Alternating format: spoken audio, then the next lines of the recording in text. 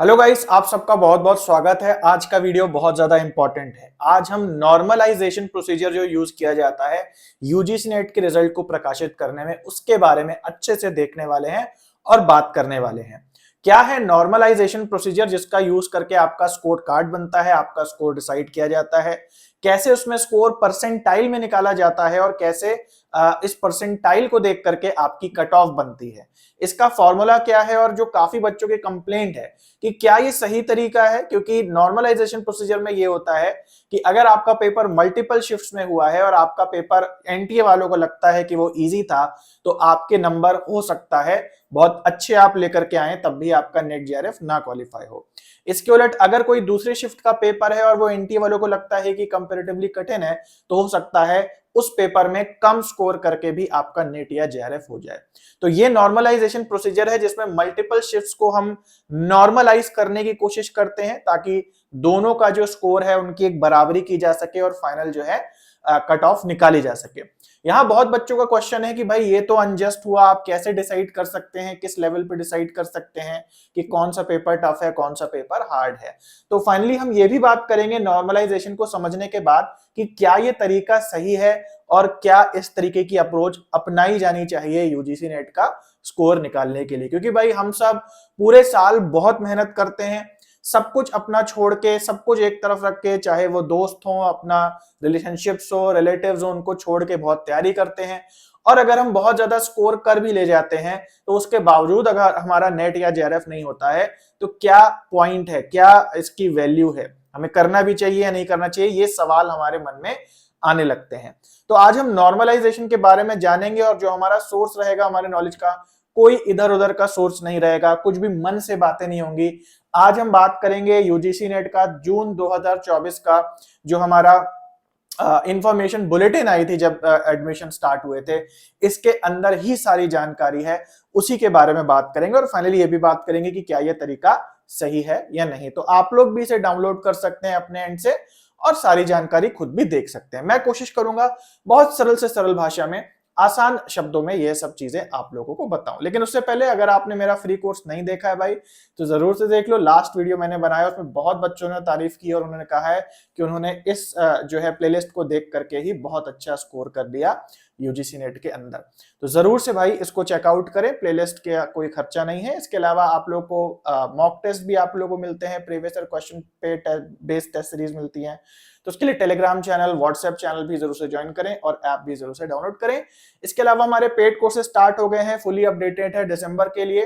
तो इसके भी जो डेमो वगैरह हैं और जो सेक्शन वाइज क्वेश्चन है, उसके बारे में हम लोग वीडियो के एंड में बात करेंगे। तो चलिए गाइस आगे बढ़ते हैं और चलते हैं अपनी बुलेटिन पे, और जो ऑथेंटिक यूजीसी नेट का सोर्स है उस पे बात करते हैं, बिना कोई अफवाह और सनसनीखेज फैलाए हुए। जो फैक्ट है, जो चीजें आप जानना चाहते हैं और जिसे समझ के आपको कुछ ना कुछ ज्ञान ही प्राप्त होगा, उसी की हम लोग बात करते हैं। इसीलिए जेन्युइन कंटेंट के लिए चैनल को सब्सक्राइब जरूर से करें, ज्यादा ज्यादा रीच के लिए। जो तो इसके लिए हम लोग को गाइस क्या करना है, इसके लिए हम लोग को चलना है पेज नंबर 26 पे इस पीडीएफ पे।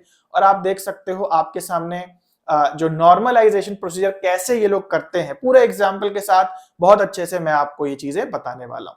तो थोड़ा सा मैं इसको जूम कर देता हूं ताकि आप लोग को टेक्स्ट अच्छे से देखे। आप लोग चाहें तो फुल स्क्रीन भी कर सकते हैं, ताकि मेरे पीछे जो लिखा है वो आप लोगों को और अच्छे से दिखाई दे। तो मैंने ऑलरेडी मार्क कर दिया है। शॉर्ट में समझते हैं कि आखिर नॉर्मलाइजेशन प्रोसीजर क्या है, कौन सा फॉर्मूला लगाया जाता है। तो जैसे यहाँ पे लिखा है कि एनटीए जो है कभी कभी कोई टेस्ट मल्टीपल डेट्स पे करवा सकता है, और 2 सेशंस हो सकते हैं किसी किसी एग्जाम के, या कभी कभी 2 से ज्यादा भी हो जाते हैं। तो कह रहा है कि यहाँ पे क्योंकि अलग अलग सेट में क्वेश्चन पेपर सेट होता है, और कोशिश ये लोग ये करते हैं कि दोनों का जो डिफिकल्टी लेवल है और क्वालिटी जो है बराबर रहे। बट ऐसा हमेशा सेम नहीं हो पाता है, क्योंकि जाहिर सी बात है क्वेश्चंस आप अलग प्रकार के डालेंगे तो डिफिकल्टी लेवल पे, क्वेश्चन के टाइप्स पे कुछ ना कुछ असर पड़ेगा। इससे क्या होता है, जिनका भी एग्जाम रिलेटिवली टफर आया है, टफर सेट ऑफ क्वेश्चंस आए हैं, उनके क्या होते हैं, कंपैरेटिवली उनके लोअर मार्क्स, कम मार्क्स आ जाते हैं, और जिनका पेपर थोड़ा इजी सेट होता है उनके थोड़े ज्यादा मार्क्स आ जाते हैं।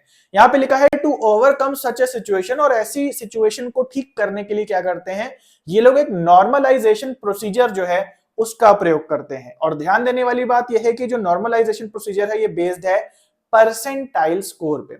आइए से छोटे से हम एक ड्राइंग से समझते हैं। जैसे मान लीजिए कोई पेपर है वो 2 शिफ्ट में होता है और ये जो स्कोर्स हैं ये बच्चों के मान लो स्कोर्स लिखे हैं। तो एक होता है हमारा शिफ्ट 1 में पेपर होता है और सेम सब्जेक्ट का पेपर मान लो शिफ्ट 2 में होता है। मान लेते हैं जो शिफ्ट 1 है उसका जो एग्जाम है वो हार्ड आया है और जो शिफ्ट 2 है वो इजी आया है। ऐसे में लोग क्या कह रहे हैं, क्या प्रॉब्लम आ सकती है। जैसे मान लीजिए कि जो यहाँ पे जो शिफ्ट 2 है इसमें एग्जाम इजी है, तो मान लीजिए अगर कोई बच्चा यहाँ पे 80% नंबर लेकर के आता है, मार्क्स 80% लेकर के आता है, तो सेम बुद्धि का, इंटेलेक्ट का बच्चा क्योंकि फर्स्ट पेपर हार्ड है तो यहाँ पे केवल और केवल 60% ही स्कोर कर पाएगा। अगर हम मार्क्स को मिलाएंगे क्योंकि दोनों पेपर का डिफिकल्टी लेवल अलग है, तो हम ये पाएंगे कि ये बच्चा नीचे है कंपैरेटिवली इस वाले बच्चे से, जबकि दोनों का इंटेलिजेंस लेवल सेम है और फिर ये अनजस्ट हो जाएगा। इसीलिए लोग क्या कह रहे हैं कि हमें मार्क्स नहीं देखने हैं, हमें यहाँ पे उनकी रैंक या परसेंटाइल देखनी है ताकि हम दोनों शिफ्ट के जो बच्चे हैं उनको सही से जज कर पाए। तो ये लोग एक नॉर्मलाइजेशन प्रोसीजर का यूज करते हैं जिसके तहत ये कह रहे हैं कि हम लोग परसेंटेज को नहीं देखेंगे, मार्क्स कितने कौन कितने लाया उसको बाद में देखेंगे, सबसे पहले हम लोग परसेंटाइल को या रैंक को देखेंगे। तो परसेंटाइल का मतलब एक तरीके से रैंक होता है और इसका मतलब ये है कि शिफ्ट 1 में जो टॉप करेगा उसको हम बोल सकते हैं कि ये 100 परसेंटाइल इसने स्कोर किया। और उसी तरीके से शिफ्ट 2 में भी, भले शिफ्ट 2 इजी है लेकिन वहां पे भी जिसने टॉप किया उसको हम बोलेंगे कि इसने 100 परसेंटाइल स्कोर किया। अब बराबर हो गए। उसी तरीके से जिसने सबसे कम स्कोर किया उसको हम बोल देंगे ये 0 परसेंटाइल है और दोनों जगह पे ये 0-0 हो जाएगा। तो इस तरीके से ये कह रहे हैं कि जब हम स्कोर को परसेंटाइल में चेंज कर देंगे तो उसके बाद हम स्कोर नहीं देखेंगे कि पेपर 1 में कितना स्कोर हुआ और पेपर 2 में स्कोर कितना हुआ, हम सीधे रैंक देख लेंगे कि किसकी कितनी रैंक आई है। अब यहां आगे इस बुलेटिन में जो है पूरा फॉर्मूला बताया गया है कि क्या फॉर्मूला है जिससे हम इस परसेंटाइल को निकालते हैं। तो यहां पे क्या कह रहा है कि भाई ये जो परसेंटाइल स्कोर है हमारा ये किसके तहत होता है, ranging from 0 to 100 for each session of exam.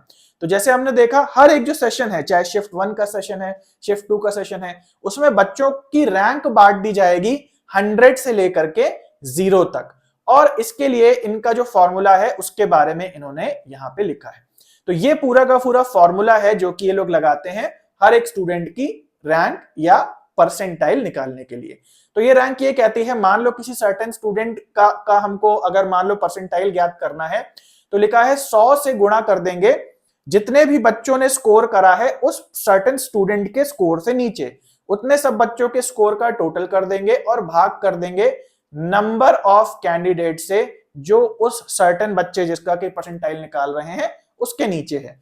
तो ज्यादा इसमें दिमाग लगाने की जरूरत नहीं है, एक सर्टेन फॉर्मूला है जिससे कि आपके स्कोर को परसेंटाइल में कन्वर्ट कर दिया जाता है।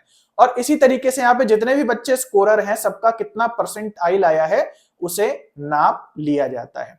अब जैसे मान लो कि शिफ्ट 1 और शिफ्ट 2 में इन लोगों को 3-3 जेआरएफ सिलेक्ट करने हैं, यानी शिफ्ट 1 में भी इनको 3 जेआरएफ चाहिए, शिफ्ट 2 में भी इनको 3 जेआरएफ चाहिए। तो ये क्या करेंगे, अब सबकी परसेंटाइल उन्होंने निकाल ली है, अब यहाँ पे लोग एक काम करेंगे कि टॉप 3 लोग जो है वो ये लोग यहां से ले लेंगे। जैसे मान लो टॉप 1 पर्सन जो था उसके 100 परसेंटाइल है, टॉप 2 वाले के मान लो 80 परसेंटाइल है और टॉप 3 वाले के मान लो 75 परसेंटाइल है। सेम यहाँ पे भी ये लोग करेंगे, मान लो टॉप 1 वाले के 100 परसेंटाइल है, टॉप 2 वाले के मान लो 80 परसेंटाइल है और टॉप 3 वाला 70 परसेंटाइल लेके आया है। तो अब ये लोग क्या कह रहे हैं कि अब हम यहां से टॉप 3 लोग पिक कर लेंगे और जो परसेंटाइल मिनिमम में सबसे लोवेस्ट है, जैसे यहां मिनिमम परसेंटाइल 75 है जबकि यहां मिनिमम परसेंटाइल 70 है, तो कह रहे हैं कि हम 70 परसेंटाइल को जो मिनिमम होगा दोनों शिफ्ट में उसको कट ऑफ मान लेंगे। तो ये ओवरऑल तरीका है जिसके तहत ये लोग जो कई मल्टीपल शिफ्ट में एग्जाम्स होते हैं उसको ये लोग नॉर्मलाइज करते हैं, बराबर करते हैं ताकि किसी के साथ कुछ भी अनजस्ट ना हो। अब ये प्रोसीजर सही है या गलत है इस पे हम लोग थोड़ी देर में आते हैं, लेकिन एक और इंपॉर्टेंट बात यहां समझ लेते हैं जो बुलेटिन में लिखी है। यहां लिखा है the percentile score will be calculated up to 7 decimal places to avoid bunching effect या रिड्यूस टाइज। क्या मतलब है? कह रहा है ये परसेंटाइल का जो स्कोर है, ये तो मैंने आपको एग्जांपल दिया कि 100, 80, 75, इतना इजी वर्डिंग्स में, इतना इजी नंबर्स में नहीं होगा। क्या कह रहा है कि कोई भी परसेंटाइल जो है वो आपका दशमलव के 7 स्थान तक जा सकता है। जैसे मान लो आप लोग ने स्कोर कार्ड में भी देखा होगा, ऐसे परसेंटाइल होती है 98.12567 ऐसे करके। तो इतनी लंबी आपकी परसेंटाइल आती है, इतनी इजी परसेंटाइल नहीं आती है। उसका कारण यह है क्योंकि भाई हजारों और लाखों की तादाद में बच्चे होते हैं, तो वहां पे आप समझ रहे हो कि 0.0001 परसेंटाइल, 0.002 परसेंटाइल, इनके बीच में ही बहुत ज्यादा एक अंतर आ जाता है। और इतने सारे क्योंकि बच्चे होते हैं, तो यहाँ पे आप समझ सकते हो 0.01 परसेंटाइल भी किसी की ऊपर नीचे है तो वो बहुत ज्यादा मैटर करता है। तो इस प्रकार से क्योंकि मल्टीपल शिफ्ट में पेपर होते हैं, तो ये इन लोग को करना पड़ता है और इस हिसाब से आपकी परसेंटाइल निकलती है। इसके अलावा इसमें आगे भी पूरे एग्जाम्पल्स के साथ समझाया गया है। तो आप देख सकते हो कि मान लो 4 शिफ्टों में कोई पेपर हो रहा है, इतना इतना स्कोर आ रहा है, तो ये फॉर्मूला लगा के वो आप देख सकते हो इस बुलेटिन को डाउनलोड करके, है ना। हालांकि हम लोग इस वीडियो में इतना आगे नहीं जाएंगे क्योंकि हमें बात समझ में आ गई है। अब हम आगे बढ़ते हैं और बात करते हैं कि भाई क्या ये जो प्रोसीजर है, जैसे मैंने आपको पहली स्लाइड में बोला कि क्या ये तरीका सही है, क्या ये जस्ट है। जैसे फॉर एग्जांपल मान लो कोई बच्चा था और भाई उसका तो कोई कंट्रोल नहीं है, मान लो वो सेकंड शिफ्ट में वो बैठा जो कि सेकंड शिफ्ट इजी थी। अब मान लीजिए इसमें उसने बहुत अच्छा स्कोर किया, 80% नंबर ले आया, मतलब बहुत अच्छा स्कोर किया, परसेंटाइल नहीं, मान लो 80% उसका स्कोर आ गया। तो अब इस बेचारे की क्या गलती कि वो इजी वाले शिफ्ट में बैठा, भाई उसके हिसाब से तो उसने स्कोर अच्छा किया है। या मान लो कोई बच्चा है वो टफ वाले में चला गया और टफ वाला इतना टफ था कि वो भाई अगर यहां होता तो अच्छा स्कोर फिर भी कर लेता, यहां चला गया तो वो 20% कर पाया। क्योंकि हम किस शिफ्ट में जाएंगे इसमें हमारा कंट्रोल नहीं है। तो इसलिए काफी बच्चे ये पूछ रहे हैं कि क्या ये तरीका नॉर्मलाइजेशन का जस्ट है, क्या ऐसा होना चाहिए, क्या ये गलत तरीका नहीं है। मैं यहाँ पे कहना चाहूंगा कि देखो भाई यही प्रॉब्लम है हमारी जब ऑनलाइन हमारा एग्जाम होता है। क्योंकि आप सबको पता है हमारे जो हमारा एक तरीके से फैसिलिटी है वो इतनी ज्यादा नहीं है, इतने ज्यादा कंप्यूटर्स अवेलेबल नहीं है कि एक ही दिन में एक ही शिफ्ट में सबका एग्जाम हो जाए। तो जिन पेपर्स में भी बहुत ज्यादा जो बच्चे बैठते हैं और एक साथ इतने कंप्यूटर्स अवेलेबल नहीं है, तो मजबूरन वहां पे 2 शिफ्ट में एग्जाम होता ही होता है। और अगर 2 या 2 से शिफ्ट से ज्यादा में एग्जाम होता है तो भाई स्टैटिस्टिकली या मैथमेटिकली जो है वो नॉर्मलाइजेशन ही किया जाएगा, उसका कोई दूसरा ऑल्टरनेटिव नहीं है। वो बात अपनी जगह ठीक है, हाँ भाई हमारा कंट्रोल नहीं है हम कौन से शिफ्ट में जाएंगे और कुछ अनजस्ट चीजें हो सकती हैं, बट अगेन मल्टीपल शिफ्ट में पेपर है तो ये करना ही पड़ेगा। दूसरे भी जो कॉम्पिटिटिव एग्जाम्स हैं उसमें भी सेम नॉर्मलाइजेशन प्रोसीजर को यूज किया जाता है। अब ये कितना ईमानदारी से होता है, कितना नहीं होता है, इसके बारे में मैं आप लोगों को नहीं बता सकता हूं, या इसके बारे में किसी को भी नहीं पता होगा। बट फिलहाल इसके अलावा और कोई ऑप्शन भी नहीं है अगर मल्टीपल शिफ्ट में पेपर होता है। जैसे आपने खुद ही देखा होगा कि इस बार जब जून में पेपर हुआ था तो एक ही दिन में और एक ही समय में सबके पेपर हो गए थे, कोई शिफ्ट लगाने की जरूरत नहीं पड़ी थी। और ऐसी सिचुएशन में जो है ये नॉर्मलाइजेशन करने की बिल्कुल भी जरूरत नहीं होती, क्योंकि एक ही बार में अगर सबका पेपर हो जाएगा तो कोई परसेंटाइल नहीं निकालनी पड़ती या परसेंटाइल पे बेस्ड कट ऑफ कभी नहीं आती है। लेकिन अनफॉर्चुनेटली प्रॉपर कंट्रोल ना होने के कारण पेपर लीक हुआ, और क्योंकि पेपर लीक हुआ प्रेशर ज्यादा था इसलिए ऑनलाइन अगेन शिफ्ट करना पड़ा। और जब भी ऑनलाइन होगा ये नॉर्मलाइजेशन प्रोसीजर जो है इसका ही यूज करना पड़ेगा। तो क्या ये तरीका सही है? हाँ भाई यही तरीका यूज होता है हर पेपर में, इसके अलावा कोई और दूसरा तरीका नहीं है भाई, क्योंकि 2 अलग शिफ्ट में पेपर हो रहा है, दोनों की क्वालिटी अलग होगी होगी, तो उसको इक्विवेलेंट करने के लिए परसेंटाइल स्कोर निकालना पड़ता है।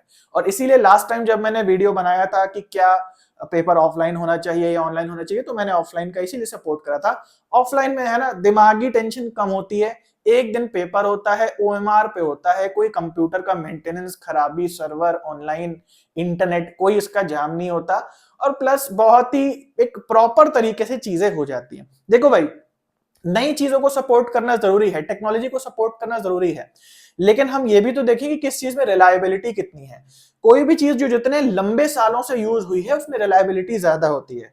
कोई भी चीज जो नई नई आई है उसकी नई नई प्रॉब्लम्स भी साथ में आती हैं जिसका हमें अंदाजा नहीं होता, और आगे हमें उनमें बहुत सारी प्रॉब्लम्स देखने को मिलती हैं जो कि कई सालों बाद फिर रिफाइन होकर के रिलायबल बनती है।